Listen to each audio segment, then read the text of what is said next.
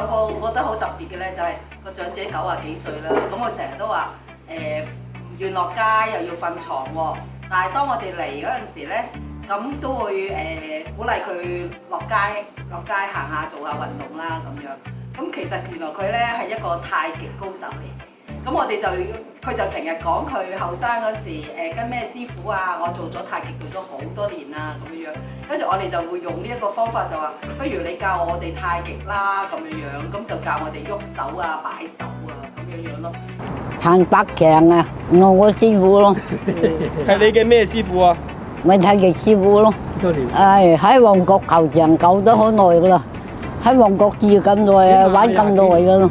嚟啦，你笠嚟睇下啦。你做啊？向前，向前，拍手，跟住咧，拖後，哇！向前，拖後，二隻手就咁先得噶。要咁先得嘅，係之後咧，咁樣係嘛？你咁咪喐嗰個陣佢個位置啊，舒服好多噶啦。好舒服好多啊！一直咧其實都受住痛症嘅困擾咧，就唔願意離開屋企嘅。其實都對於自己晚年嘅生活其實都冇乜盼望嘅。但係佢接受咗呢個計劃嘅支援之後咧，其實佢有一個好大好明顯嘅轉變，就係首先佢願意去離開屋企呢個環境，願意去出去啦。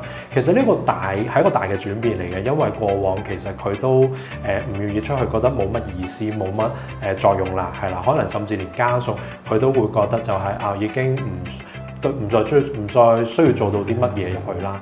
但係直至佢接受咗呢個服務之後咧，其實佢唔單止出咗去，個人係樂觀咗、開心咗，亦都透過義工同埋教練同佢一齊去做一啲嘅運動啦，令到佢個人其實嗰個正向嘅情緒係大大提高咗。